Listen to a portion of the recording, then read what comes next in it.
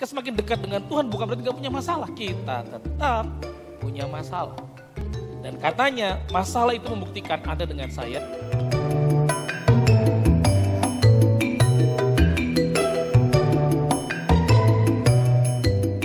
Saudara yang dikasih Tuhan Yesus, wow, ini minggu yang luar biasa, minggu yang saya percaya kasih karunia Tuhan akan tetap berlimpah-limpah bagi setiap saudara dengan saya. Dimanapun Anda berada hari ini, memang kita kalau menghitung hari, rasanya seperti Tuhan ini sampai kapan berakhirnya. Tetapi satu yang saya percaya, bahwa kasih karunia Tuhan tetap turun atas kehidupan kita. Nah hari ini saya mengajak setiap saudara, ketika melihat hari-hari yang sedang berjalan ini, kemudian saya merenung, Tuhan, ada beberapa teman bertanya kepada saya, ini sampai kapan nih kira-kira Pak? Ya puji Tuhan saya bukan dukun saudara ya. Saya gak dikasih tahu Tuhan juga begitu ya. Saya juga waktu berdoa saya tidak menemukan sebuah pernyataan ilahi bahwa ini akan berakhir sampai kapan begitu ya.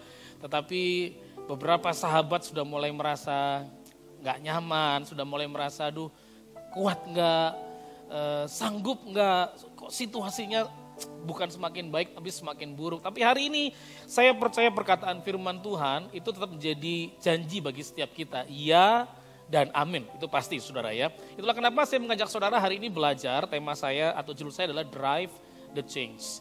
Mari kita melihat bahwa perubahan itu pasti. Saudara dengan saya tidak bisa menolak sebuah perubahan. Tetapi sekarang persoalannya adalah kita mau berjalan lebih baik dengan perubahan atau kita kemudian melawan sebuah perubahan dan akhirnya kita dihancurkan oleh perubahan. Karena yang pasti yang tidak pernah berubah dalam hidup ini adalah perubahan. Karena perubahan itu pasti terjadi, saudara ya. Tanpa pandemik ini pun Anda dengan saya akan berubah. Kalau belum menikah maka akan cari jodoh. Nanti yang belum punya jodoh segera cari, saudara ya. Beberapa mungkin yang nonton juga atau yang ada di rumah saudara juga sedang bergumul, di tempat ini juga ada yang bergumul. Jadi semua akan setelah punya pasangan menikah pun pergumulan, saudara ya. Anda punya anak 1, 2, 3, perubahan. Bukan cuma jumlah anak, tapi bertambah usia ada perubahan. Lingkungan kita berubah, teman-teman semuanya perubahan. Perubahan itu sesuatu yang tidak akan pernah berubah. Artinya dia akan terus, perubahan itu pasti terjadi, saudara ya. Tapi bagaimana kita dalam bahasa saya mengemudikan atau berselancar dalam perubahan, nah itu yang kita harus belajar. Karena setiap hari pun ketika Anda naik kendaraan umum atau kendaraan pribadi, memang jalannya sama. Tapi mungkin waktu di lampu merah yang sama, sebelah kiri kanan kita akan berbeda. Semua akan mengalami perubahan, saudara ya. Nah biasanya ketika sesuatu terjadi, Anda akan dipaksa untuk mengikuti jalan yang sama, atau Anda membuat perubahan dengan situasi yang terjadi. Nah hari-hari ini juga sama sebenarnya. Gereja kita puji Tuhan mengikuti perubahan. Akhirnya kita ada online service, kita ada IG Live setiap Senin, Rabu, dan Jumat. Supaya kita belajar dengan perubahan. Kita mau tidak mau akan mengikuti perubahan, saudara ya. Beberapa orang mungkin merasa dengan perubahan tidak nyaman. Sehingga akhirnya yang dilakukan adalah menolak perubahan. Karena zona nyamannya terlalu kuat, zona nyamannya membuat kita terlalu nyaman dan kita nggak bisa bergerak di situ. Rasanya kita tidak sanggup untuk mengerjakannya. Kami para pelayan Tuhan juga mau nggak mau, saudara yang nggak ngerti internet atau gaptek ya mau nggak mau harus belajar. Semuanya, Anda tidak bisa menolak yang namanya perubahan. Beberapa teman kemudian kemarin saya mengikuti sebuah komsel lewat Zoom, saudara ya, lewat aplikasi itu. Dan kemudian pada bagian setelah firman Tuhan, kesaksian ada diskusi, saudara ya. Terus ada yang bertanya, waduh Pak, kalau kayak gini caranya amsyong ini Pak, begitu ya. Waduh, saya juga bingung jawabnya saudara ya. Tapi kita nggak bisa menolak perubahan, saudara ya. Karena pernah terjadi, kalau Anda pernah mengingat ya dalam dunia teknologi, ada satu perusahaan nggak mau berubah, saudara ya. Ini perusahaan ini sangat hebat, saudara ya. Semua handphone milik perusahaan ini Nokia, itu selalu ditunggu orang. Saya ingat dulu tiap 3 bulan selalu ganti serinya ya, nomornya selalu ganti gitu ya. Sampai ada E90, E-Lala, E-Dodo, apapun, macam-macam begitu ya, seri-serinya begitu. Sampai lupa ini jenis apa begitu ya. Tapi kemudian kenapa dia tidak berhasil menjadi yang terbaik sekarang ini begitu ya? Karena merasa hebat. Nah saya bersyukur pandemi ini menolong kita menyadari kita manusia tidak bisa hebat sendirian. Tidak bisa selama-lamanya Anda terbaik. Karena akan terus diproses dengan hidup ini. Nah, perusahaan ini tidak pernah belajar, saudara. Tidak pernah belajar, tidak pernah berubah, tidak bisa melihat situasi, sudah berubah. Anda dengan saya tidak akan pernah bisa lolos dari, maksud gini, tidak pernah bisa kita keluar kemudian berkata sama Tuhan, Tuhan saya nggak mau melalui semuanya ini, saya capek. Oh enggak, Anda dengan saya harus melewati ini. Tapi mari kita seperti pelajaran Nokia ini saudara ya, mari kita belajar. Ada hal-hal baik kok yang saya percaya. Nah, Alkitab juga memberitahu kepada kita, ada banyak orang di Alkitab yang perubahannya drastis mengagetkan. Nah kita akan belajar Daniel pasal 6 ayat yang ke-17. Daniel pasal 6 ayat yang ke-17, Daniel pasal 6 ayat yang ke-17. Saya akan membacakan buat saudara bisa membaca di rumah saudara masing-masing. Daniel pasal 6 ayat 17. Sesudah itu raja memberi perintah, lalu diambillah Daniel dan dilemparkan ke dalam gua singa. Berbicaralah raja kepada Daniel, Allahmu yang kau sembah dengan tekun, dialah kiranya yang melepaskan engkau. Nah, Bapak Ibu dengan saya, mungkin yang dari sekolah minggu atau guru-guru sekolah minggu tahu persis cerita ini. Tetapi pada ayat ini momen kritis, saudara. Momen di mana hidup dan mati menjadi taruhannya. Begitu. Dimasukkanlah itu dan saya membayangkan bagaimana perasaan Daniel. Apakah Daniel tidak takut? Bisa jadi, saudara. Melewati krisis itu mungkin, ya dia pikir, toh akhirnya mati juga semua orang. Cuman caranya saja nggak tahu gimana. Atau mungkin Daniel ada rasa takut juga, bukan sangat takut, bukan terus-terusan takut karena dia berani ngomong depan raja, tidak akan pernah menyembah Tuhan selain Allahnya dia sendiri, begitu. Artinya dia punya keberanian luar biasa. Tapi mungkin ada sedikit takut di mana, aduh, sakitnya di mana ya? Bagaimana proses? Mungkin banyak saudara ya, Daniel, kita nggak tahu. Tapi ini momen-momen yang kritis saudara ya. Tapi tidak hanya momen itu sebenarnya. Daniel sudah banyak mengalami situasi yang berubah. Anda perhatikan ketika Daniel dipindahkan dari negaranya dia dan dijajah masuk ke negara Babilonia. Nah itu perubahan yang sangat drastis. Dia tidak tahu akan berapa lama, dia bisa bertahan atau tidak, dia bisa melewati dengan baik atau tidak, dia bisa naik atau semakin turun. Tidak ada yang pernah tahu situasinya.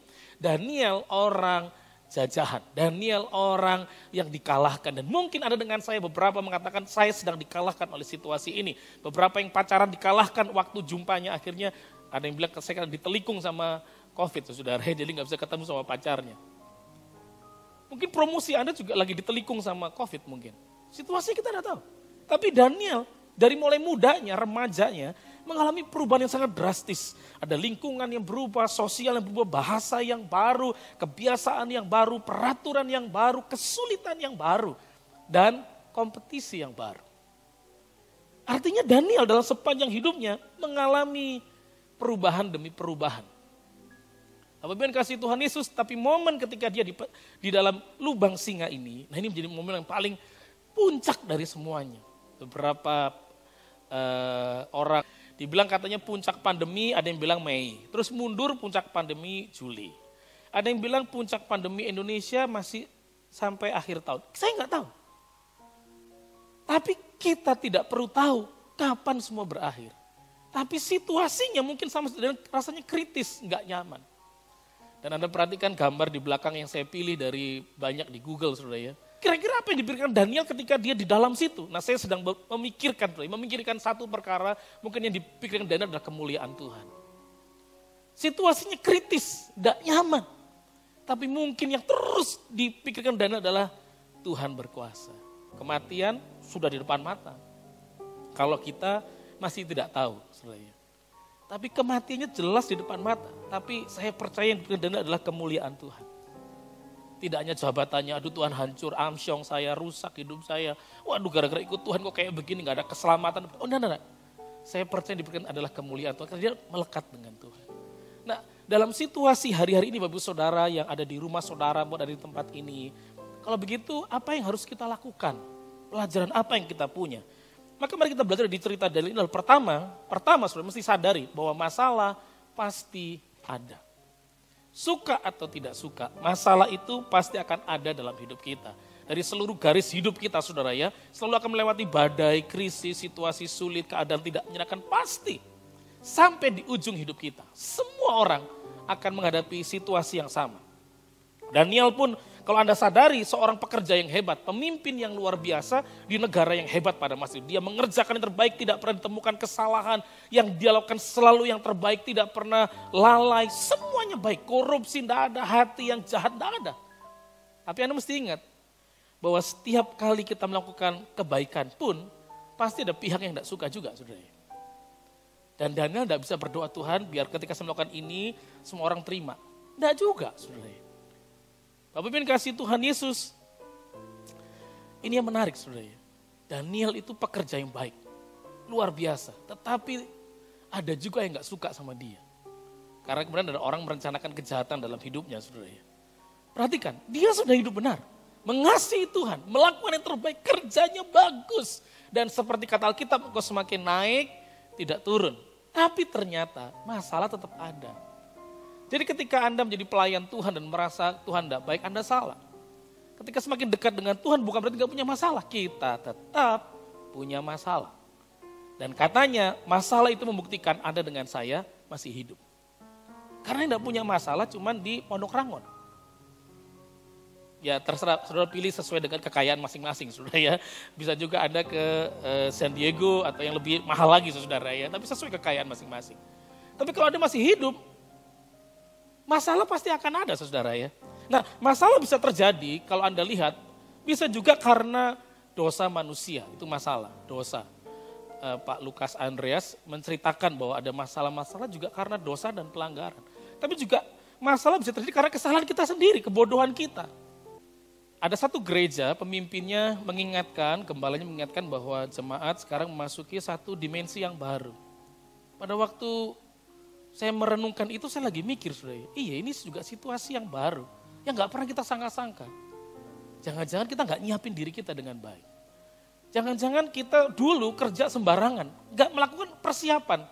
Ya kalau tahu Pak, saya akan persiapan. Ya kita ada yang tahu dengan hidup ini. Bapak Ibu dikasih Tuhan Yesus, kita jangan-jangan yang terjadi karena kesalahan kita. Mungkin yang terjadi juga karena memang situasi. Dan saya percaya Anda sudah persiapan yang baik, Anda berdoa yang terbaik, tapi Anda tetap melewati pandemi ini. Situasi akan buat kita menghadapi persoalan. Ada juga karena keteledoran. Daniel tidak pernah lalai. Wow, itu yang hebat sebenarnya. Ada juga orang mengalami persoalan karena ceroboh, tidak teliti, tidak dengan baik. Ada juga yang karena kesengajaan melakukan kejahatan dan Anda harus terima konsekuensinya. Atau karena kita selama ini membuang kesempatan hari-hari yang Tuhan persiapkan. Tapi kemarin kita sepakat bahwa ketika situasi ini menolong orang semakin dekat sama Tuhan. Harusnya seperti itu. Tapi ada juga saya temukan orang tidak dekat dengan Tuhan pada hari-hari ini. Menggerutu, marah, kecewa. Kok Tuhan tidak tolong-tolong? Saya sudah doa seminggu, puasa. Kok begitu Senin, COVID-nya nggak hilang langsung. Tapi kasih Tuhan Yesus, ada orang memiliki masalah karena selama hidupnya dia membuang kesempatan. Nah, saya berdoa Anda tidak termasuk di sana. Bapak Ibu kasih Tuhan Yesus, katanya masalah mengajarkan kepada kita untuk menjadi pribadi yang lebih baik dan semakin kuat. Percayalah, masalah akan menolong saudara ketika Anda belajar dengan masalah. Masalah akan menguatkan saudara. Saya satu kali memiliki mobil, pertama kali beli saudara ya. Mobil second beli. Dan puji Tuhannya saya tidak ngerti mobil. Itu hebatnya saudara ya. Harusnya orang beli mobil itu ngerti mesin minimal saudara ya. Saya tahunya mesin ketik sama mesin jahit saudara. Jadi saya nggak ngerti mesin saudara ya. Satu kali saya kedatangan tamu pendeta dari Malaysia saudara ya. Jadi kami dari Departemen Muda Anak undang beliau untuk KKR lah. Karena kenalan dari sahabat kami, Great Synode lain yang bikin acara bersama-sama. Kami undang beliau khotbah, sudah khotbah KKR, saya tahu beliau sudah kerja keras melayani Tuhan. Kira-kira 9:30 baru selesai ibadahnya. Dan kemudian saya mau ajak makan malam beliau dengan istri saya ke Kelapa Gading saudara ya. Dan puji Tuhan begitu mobil itu keluar mau pas di pintu bayar tiket saudara ya. Mujizat terjadi. Mobilnya mati saudara ya. Wah itu luar biasa sekali. Mengagetkan, saya kira udah 9:30 malam pembicara saya udah kelelahan, udah capek, udah lapar saudara. Saya udah bilang, Pastor kita akan makan di tempat yang enak, yang pokoknya oke lah kita makan seafood. Udah ngiler saudara ya. Kemudian saya bingung karena itu pas bayar saudara. Ada istri saya, ada pendetanya, gak mungkin saya suruh dia dorong mobil saudara ya. Puji Tuhannya karena itu area yang malam itu cuman gereja itu, anak-anak muda yang lagi naik motor saya suruh berhenti, saudara. Nak, turun nak. Tolong dorong sebentar, ini dorong saudara ya. Waduh itu harga diri saya hancur, malunya luar biasa saudara ya. Terus pastornya nanya, gimana Pak Andre? Oke, 5 menit selesai. Saya buka kap dan saya lihat itu mesin, gak ada perubahan saudara ya. Karena saya gak ngerti mesin saudara, saya tengokin kiri kanan, saya bingung apa yang saya mesti saya lihat. Dia kemudian nanya lagi, gimana? Gak ada masalah? No worry, gak ada masalah.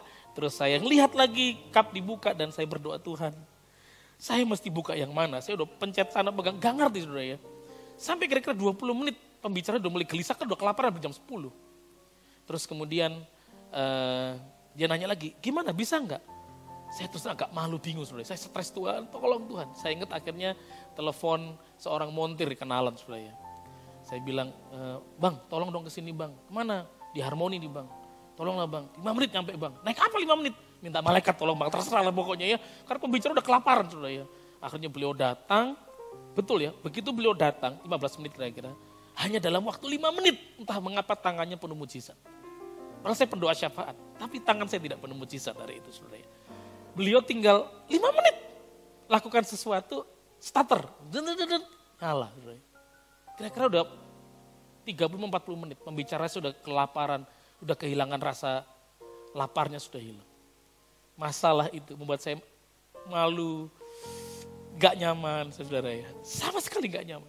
Tapi itu pelajaran buat saya. Karena beliau bilang kalau lain kali mestinya berhenti, periksa yang ini dulu. Itu pelajaran buat saya. Sejak itu saya mengerti bagian mana dari mesin yang harus periksa pertama kali. Masalah ketika kita belajar menjadikan kita pribadi yang lebih baik dan semakin kuat. Saya menemukan ada seorang desainer yang sekarang gak jualan pakaian, tapi belajar jualan peyek. Teman saya jago piano, jualan bakso. Semua perubahan, saudara. Kita menjadi lebih baik, saudara ya. Teman saya punya IO, akhirnya catering. Semuanya berubah. Semua mengalami perubahan, saudara ya. Masalah tidak pernah jatuhkan kita. Daniel belajar terus dengan persoalan. Dari mulai masa mudanya, kesulitannya, perubahan terus sampai dia diangkat Tuhan naik. Saya percaya ketika Anda melewati badai ini dan tetap belajar, Anda akan naik dan tidak menjadi turun. Nah, pelajaran kedua saudara adalah kita mesti punya respon yang benar dengan situasi yang kita hadapi hari-hari ini. Karena respon ini sangat penting. Ibu Gembala pernah sharing saudara ya, bahwa di dunia ini pernah ada kejadian yang sama kayak hari ini. Yaitu dengan satu penyakit namanya babonik, betul Ibu Gembala ya.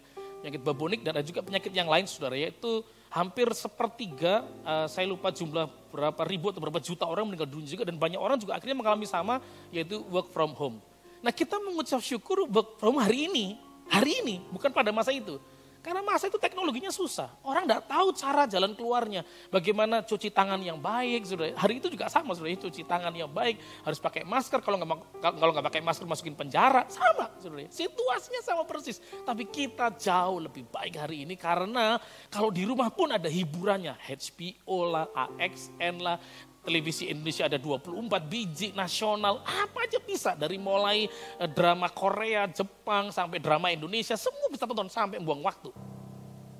Kita lebih baik. Tapi menariknya adalah begini, respon penting. Ada seorang yang kemudian gak bisa kerja, gak bisa ngajar, akhirnya cuma di rumah. Tapi di rumah dia kerja lebih keras, lebih banyak lagi. Dan dia mengatakan bahwa di rumahlah dia menemukan teori-teori terbaik, saudara ya. Teori kalkulus lah, teori optik, dan yang paling terkenal membuat dia namanya dikenal banyak orang adalah ketika dia menemukan teori gravitasi. Namanya Isaac Newton. Ketika bekerja di rumah. Makanya saya bangga ketika teman-teman saya semua jualan. Karena itu di rumah bisa dilakukan saudara ya. Teman saya yang punya perusahaan onderdil, jualan sayur. Saudara ya. Bisa work from home. Semuanya bisa. Respon kita harus benar Bapak Saudara. Katanya you cannot change what's going on around you until you start changing what's going on within you. You cannot change what's going on. Engkau tidak dapat merubah di sekitar saudara. Pandemi ini gak bisa kita rubah dengan kekuatan kita. Kita gak tahu kapan akan selesai. Tapi mulailah berubah lewat diri saudara. Diri saya juga melihat situasi ini. Anda merasa Pak Pendeta gak pernah tahu pekerjaan saya, duit saya menurun. Tapi maafkan saya juga alami perusahaan yang kita bangun juga akhirnya menurun juga saudara ya. project-project dengan perusahaan di mana bikin kelas-kelas motivasi juga berhenti juga saya. Kita sama alaminya. Tapi hari ini saya mengajak saudara dengan saya. Yang berubah di luar tidak bisa. Mulai dari diri kita saudara. Itulah mengapa saya mengajak saudara dengan saya katanya. Manusia itu makhluk hidup yang tercerdas yang Tuhan ciptakan bumi ini. Yaitu adaptasi. Kemampuan beradaptasi dengan situasi. Saya percaya perubahan ini tidak bisa kita hindari, tapi kita bisa lewati ketika kita beradaptasi dengan situasi ini. Ada kemampuan, keterampilan, kreativitas yang Tuhan taruh bagi Anda dengan saya. Daniel mau gak mau beradaptasi dengan budaya yang baru. Itu yang menarik. Dia tapi tunjukkan kinerja, kemampuan, kreativitas yang terbaik, keberaniannya untuk melakukan yang terbaik. Nah itulah kenapa saya mengajak saudara dalam hidup ini perlu ada penyesuaian katanya saudara, menurut saya ya. Pertama adalah pola pikir kita harus mengalami penyesuaian. Sudah gak bisa lagi dengan cara yang lama, harus pakai dengan cara yang baru karena situasinya baru. Mungkin gaya komunikasi kita juga harus mulai berubah. Kalau dulu cuma 2 jam ketemu keluarga, sekarang sepanjang hari ketemu keluarga. Mungkin gaya bicaranya sudah mulai beda. Mungkin gaya pegangan tangannya juga beda. Kalau dulu menunggu 14 Februari, kalau sekarang tiap hari dipegang tangannya. Kenapa? Disuruh cuci tangan maksudnya. Supaya baik saudara ya. Gaya komunikasi kita akan berubah, semuanya berbeda saudara ya. Pendekatan kita, tapi harus kata-kata, gaya komunikasi jangan lagi kata-kata buruk, jahat, negatif, enggak. Kalau Anda terima berita dari WhatsApp atau yang lain, berikanlah kepada keluargamu, sahabat saya untuk kata-kata yang selalu bijaksana, menguatkan, jangan menjatuhkan, membuat orang makin takut. Hari ini saya mengatakan saudara mungkin yang harus diubahkan adalah buat kita gereja tentunya model pelayanan kita. Itulah kenapa kita ada online, live streaming, online service, diskusi-diskusi secara langsung di rumah saudara, tapi terhubung dengan gereja. Kita mengalami sesuatu yang baru. Apa yang perlu disesuaikan? Mungkin juga kemampuan kita membangun hubungan mulai berbeda. Tapi percayalah, ketika semua pandemi ini selesai, tetap kita pengen ketemu kumpul bareng saudara ya. Makan di Cicurug bareng-bareng, itu paling enak saudara ya. Satu kali kita akan nikmati lagi itu. Situasi itu kita akan nikmati. Jangan lupa kita harus makan bersama. Tapi kita tentukan siapa yang bayar. Tentukan saudara ya. Kita harus tentukan itu saudara ya dengan jelas. Bapak Ibu kasih Tuhan Yesus. Tokoh-tokoh di Alkitab semua beradaptasi dengan perubahan. Musa 40 tahun jadi orang hebat. Berapa tahun terbuang. Kemudian dia beradaptasi ketika harus jadi pemimpin. Kalau Anda lihat Yusuf pun beradaptasi dari anak manja, pekerja menjadi pemimpin. Daud, penggembala domba, seandainya hari itu dia nggak mau disuruh papanya pergi untuk memberi makanan kepada kakak-kakaknya, nggak pernah ketemu Goliat. Seandainya 3 serangkai itu kemudian berhenti, saudara ya, tidak mencintai Tuhan karena jabatan, maka tidak pernah muncul Sadrah, Mesa, Abednego yang luar biasa. Dan mengapa mereka berhasil? Maka menurut saya, apa yang kita dapat hari ini adalah hasil pilihan kita di masa lalu. Apa yang kita dapat hari ini. Tapi dengar baik-baik, apa yang kita pilih hari ini akan menentukan apa yang terjadi di masa depan. Kalau hari ini Anda responnya memilih untuk kalah, menyerah, gagal, gak berhasil, gak mau bangkit, Anda berhenti, maka mungkin minggu depan, bulan depan, tahun depan, Anda dilewati orang-orang lain. Tapi sebagai orang percaya, Anda harus memilih tetap melakukan yang terbaik sepanjang hidup saudara. Nah yang terakhir apa yang kita pelajari dari Daniel, tetaplah tinggal di dalam Tuhan, apapun keadaan saudara. Karena hidup ini selalu ada 2 alam utama, yaitu ada alam supranatural dan alam natural. Natural ini selalu ada musim, ada situasi, dan mungkin ini memang musimnya di mana bumi ini harus dipulihkan kembali dengan cara ini mungkin saya juga nggak tahu. Tapi ingat, yang natural ini masih kalah dengan supranatural. Itu miliknya Tuhan Yesus. Itu miliknya Allah sendiri saudara. Di alam supranatural pernah dinyatakan ketika Ayub baik-baik saja. Ketika Ayub semuanya oke. Ketika hidupnya kaya, berhasil, nyaman. Tapi supranatural membuat keputusan. Dan akhirnya turun keputusan pada yang natural.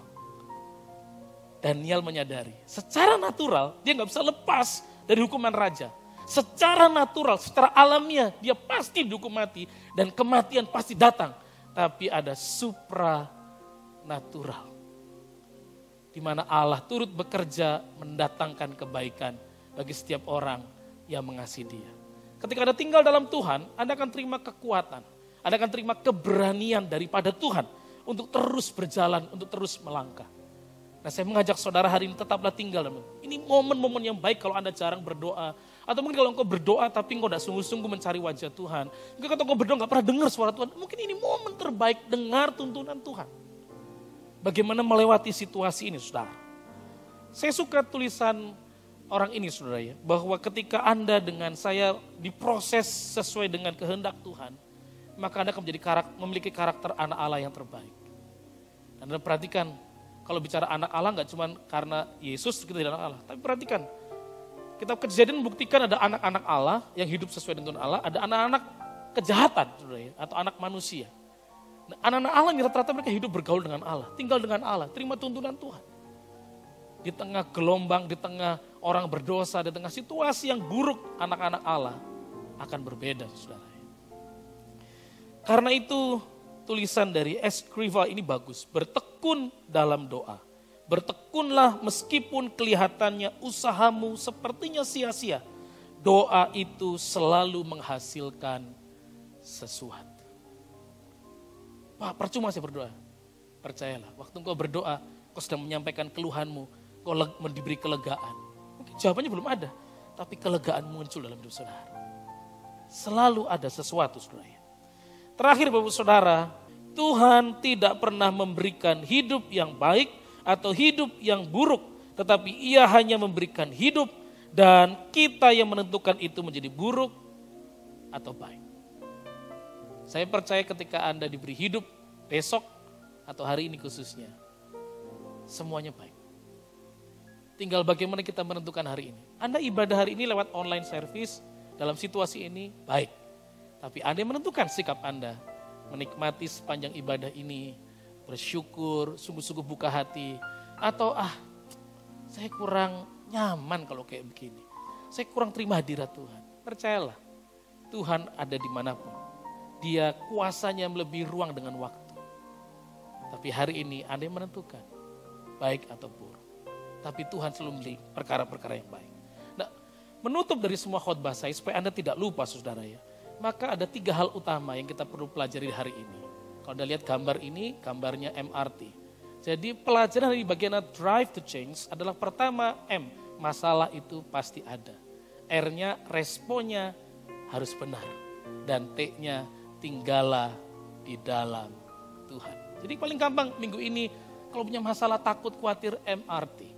Masalah pasti ada, gak bisa ditolak sebenarnya. Tapi respon kita harus benar. Bagaimana respon terbaiknya? Tinggallah di dalam Tuhan. Kiranya Tuhan akan berkati saudara, menopang setiap hidup saudara, menguatkan Bapak Ibu saudara. Mungkin kau yang sedang berdoa, Tuhan, gaji saya turun setengah Tuhan. Cukup enggak? Saya percaya Tuhan cukupkan. Tapi mungkin turunkan gaya hidupmu saudara ya. Kalau beli online jangan yang mahal-mahal, yang cukup aja saudara ya. Kalau mungkin saudara, aduh Tuhan market saya, pasar saya sudah habis. Anda punya market di dunia internet saudara ya. Mungkin perlu belajar sama yang lain.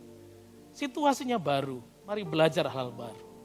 Saya percaya rancangan Tuhan tinggal turun menopang setiap kita. Mari kita akan berdoa minta lawatan Tuhan, tuntunan Tuhan buat setiap kita hari ini. Saya mencoba saudara tidak pernah ragu dengan kasih setia Tuhan. Tidak pernah takut dan khawatir. Karena Dia Allah yang peduli, Dia Allah yang menopang, Dia menguatkan kita.